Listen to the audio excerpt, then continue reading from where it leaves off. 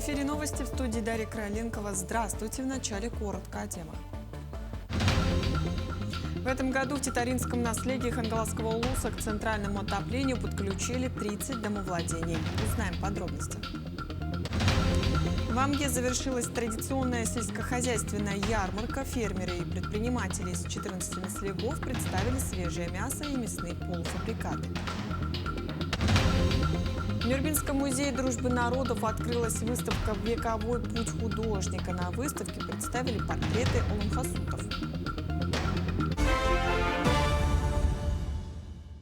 В этом году в Якутии завершен ремонт 4 мостовых переходов общей протяженностью 249,65 погонных метров. Работы выполнены в рамках национального проекта «Инфраструктура для жизни», инициированного президентом России Владимиром Путиным. Как сообщили в Министерстве транспорта и дорожного хозяйства республики, обновлены мосты через реки Большая Черепаниха, Малая Черепаниха и Джороха в Алекминском районе, а также через реку Улахан-Хараяллах в Сунтарском улусе. В ведомстве подчеркнули, что обновление мостовой инфраструктуры ведется системно.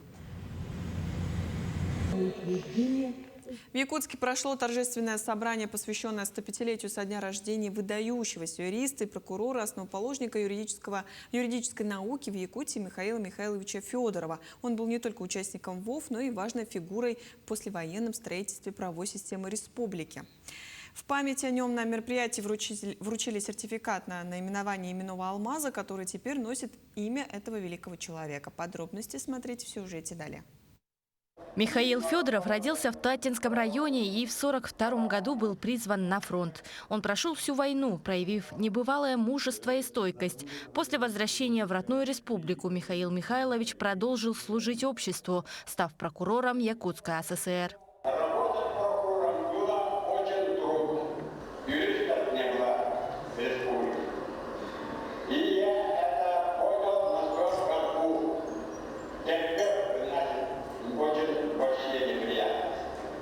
Становление Михаила Михайловича Федорова как юриста представляет собой уникальный пример жизненного подвига. Годы лишения военных лет стали фундаментом его будущих научных свершений. Практический опыт Федорова формировался в суровых условиях. С 1940 по 1942 год он работал помощником прокурора Амбинского района, совмещая юридическую практику с активной общественной работой в райкоме комсомола. Этот период стал важной школой, где молодой юрист постигал не только тонкости законодательства, но и самое главное в нашей профессии – искусство работать с людьми. Он был одним из тех, кто активно развивал юридическую науку в республике, формировал основы правового образования и справедливости для будущих поколений. Сегодня мы вспоминаем его именно как человека-основателя всего того, что нас объединяет. Это юридический факультет. Нынче мы 25 лет отмечаем юридическому факультету. Это высшее юридическое образование во всей республике. И самое главное, конечно же, это его вклад в юридическую науку. В послевоенные годы Михаил Михайлович посвятил свою жизнь служению закону, активно занимаясь преподавательской деятельностью и обучением будущих юристов. Личный пример Михаила Федорова вдохновлял студентов и коллег на честность, скромность и высокие моральные ценности.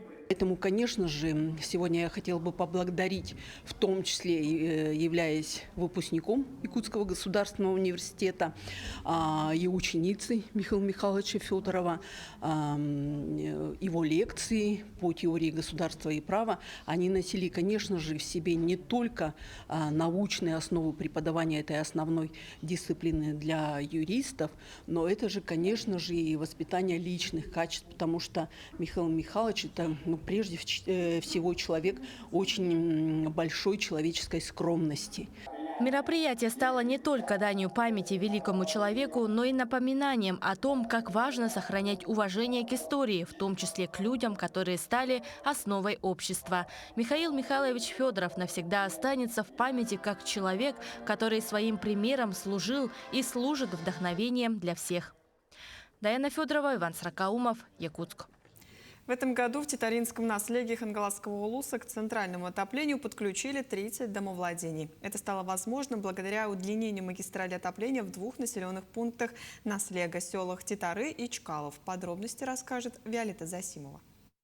В начале года во время отчетов администрации района и правительства республики житель села Титары Михаил Голоков поднял вопрос о подключении своего частного дома к центральному отоплению. Михаил – отец 3 участников СВО, коренной титаринец. В последние годы он был вынужден зимовать в Якутске, арендуя жилье, поскольку его дом 1958 года постройки отапливался по старинке только печью. Ситуация Михаила Голокова прониклись народный депутат Алиш Мамедов и районная администрация. Они выделили средства и материалы для удлинения тепломагистрали с учетом дома пожилого мужчины. Ну вот у нас провели осенью трассу, новые регистры, поставили все, тепло, нормально дома. Не как раньше печь топить, дрова покупать и так далее. Ну, мы довольны. Вот. Сколько таких поставили в доме? 8 регистров. Наш дом большой, 12×8. Сколько градусов сейчас примерно? 21 сейчас градусов дома. Всего магистраль удлинили на 650 метров, полностью охватив центральную улицу, где расположен дом Михаила. Помимо него, центральное отопление получили еще 12 домов. Также подключили несколько социальных объектов, в том числе пожарную часть села. Местные огнеборцы 16 лет несли службу с печным отоплением. Все 24 часа за печкой следим. Это за каждые 1,5 часа надо печку смотреть. Ночью тоже вот 50 градусов тоже опасно же. Чуть, если немножко вот пропустить что-нибудь такое, сразу замерзнет, перехватит. Вот. Сейчас вообще здорово. В островном селе Чкалов, входящем в состав Наслега, за теплоснабжение полностью отвечает предприятие «Хангаласский Газстрой». Работники этой организации в этом году удлинили свою магистраль на 2 километра 200 метров в двутрубном исполнении. При этом 200 метров проложили специальным материалом с учетом подтапливаемых участков села.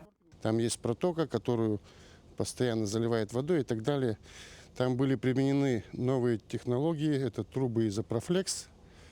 Мы применили именно там, на Титаринском наследии, это первый раз.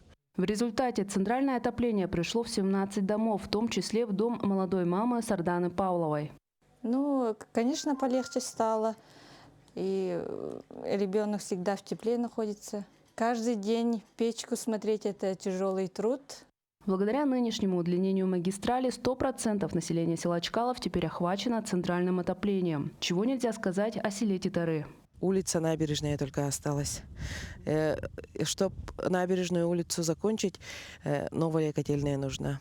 Пока что в Титарах действует старая аварийная котельная ГУП ЖКХ, которая не обладает достаточной мощностью, чтобы полностью охватить все село. Вопрос строительства новой, более мощной котельной также поднимался на отчетах правительства, но видимых подвижек по этому вопросу пока не наблюдается. Виолетта Засимова, Хангаласский улус. Сегодня в Верхневилюйске зимняя ярмарка, несмотря на погоду, собрала очень много жителей. Все торопятся пополнить запасы на зиму свежими местными продуктами.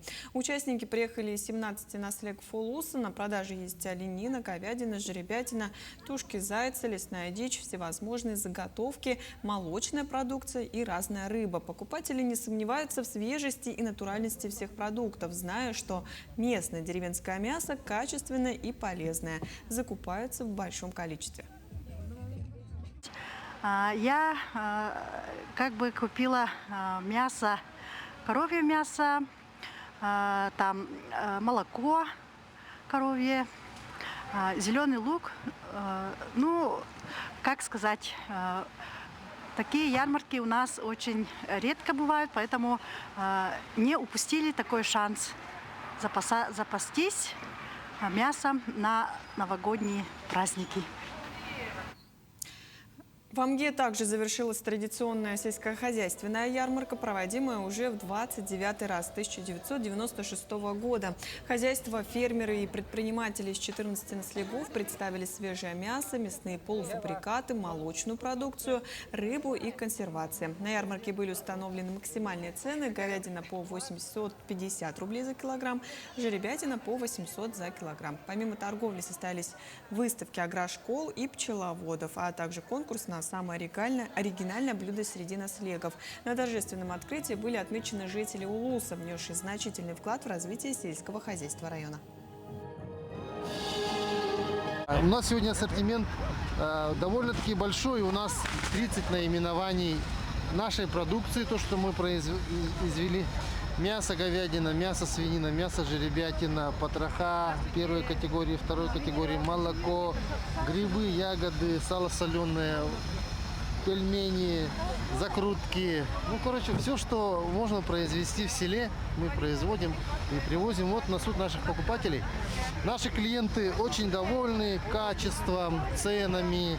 В принципе, у нас уже за эти годы сформировалась своя такая вот клиентская база. Поэтому рады, что такое мероприятие проходит у нас, рады торговле. Сегодня состоялось торжественное открытие первой персональной выставки Петра Новгородова, мастера по изготовлению якутского музыкального инструмента «Кырымпа». Здесь представлено более 10 уникальных струнно-смычковых инструментов разных форм и размеров. Особый интерес вызывает инструмент с декой, выполненный из рыбьей кожи. Все инструменты оснащены двумя струнами из конского хвоста, а колки мастер делает из разных материалов. Среди экспонатов также есть инструмент, переданный им музею в 2024 году. Выставка продлится до 10 декабря. В Нюрбинском музее дружбы народов открылась выставка «Вековой путь художника», посвященная столетию Владимира Егоровича Торохова и 80-летию Великой Победы. Владимир Торохов 18 лет воевал на Восточном фронте. После войны он посвятил себя искусству, работая художником в домах культуры и театрах. Выставка, организованная совместно с Нюрбинской школой искусств, представляет портреты аланхасутов, акварели и наброски, собранные из фондов музея, школы искусств, дома Аланхо и частных коллекций. На открытии прозвучали теплые воспоминания о воине, художнике и патриоте. В то время, когда он работал в районном доме культуры, этот РДК стал по всей России, получил почетное звание «Дом культуры отличной работы». И всегда его отличал, Владимира Егоровича отличал высокий профессионализм, ответственность своему труду. И не зря в народе говорится, что большое видится на расстоянии. С каждым годом его работы более востребованы у населения, так как они у нас, у нюрбинцев, вызывают такие глубокие ностальгические чувства. Сегодня в 8 часов вечера якутская телебашня загорится праздничными цветами НВК «Саха» в честь значимой победы. Сериал телекомпании «Оджулустан» стал лауреатом в номинации «Игровой фильм-сериал» на 24-м всероссийском конкурсе ТЭФИ «Регион-2025», церемония награждения которого прошла 19 ноября в Ярославле. Награду генеральному директору НВК «Саха» Олегу Маркову и автору сценария Екатерины Григорьевой вручил российский продюсер Макар Кожуков. Это были все новости к этому часу. До встречи в эфире.